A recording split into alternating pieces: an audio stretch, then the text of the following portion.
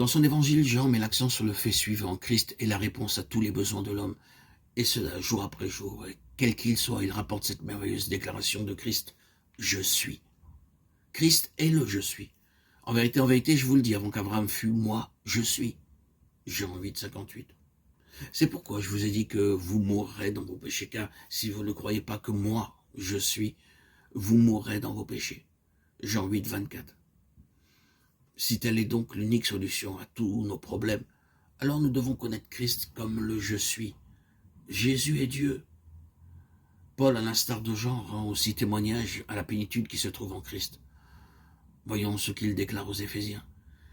Il nous a fait connaître le mystère de sa volonté, le dessein bienveillant qu'il s'était proposé en lui, pour l'exécuter quand les temps seraient accomplis. Réunir sous un seul chef, le Christ, tout ce qui est dans les cieux et ce qui est sur la terre. Éphésiens 1, 9, 10. Disons également ce qu'il écrit aux Colossiens. Il n'y a ici ni grec, ni juif, ni circoncis, ni incirconcis, ni barbare, ni scythe, ni esclave, ni libre, mais Christ en tout et en tous. Colossiens 3, 11. Avons-nous vraiment vu que Christ est tout et en tous? L'avons-nous vu? L'avons-nous saisi? Intégré? Assimilé? L'intention de Dieu, c'est qu'en toute chose, il est la prééminence.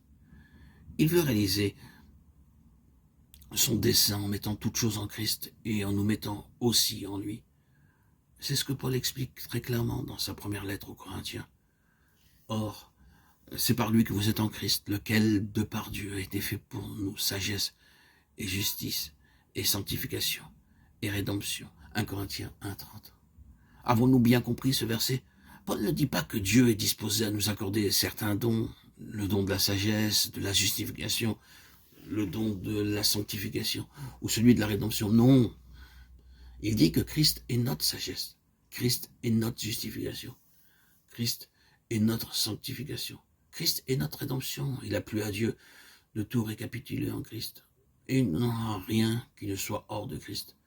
Ce n'est pas une certaine abondance de dons divins qui pourra nous satisfaire, mais la pleine connaissance de celui qui est le don de Dieu. Christ est la vérité. Beaucoup de chrétiens conçoivent la vérité comme étant la doctrine qui traiterait de sa personne. C'est lui-même. Jean rappelle que Christ a dit « Je suis la vérité ». La chose ne peut pas être plus claire. Et j'en cite cette haute déclaration faite par notre Seigneur concernant la vérité. Vous connaîtrez la vérité vous affranchira. Jean 8, 32.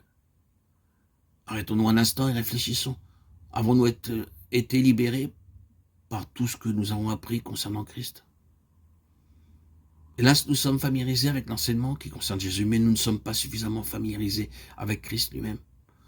Aucune vérité en tant que telle n'a le pouvoir de libérer les hommes. Mais celui qui est la vérité libère tous ceux qui ont une réelle relation avec lui.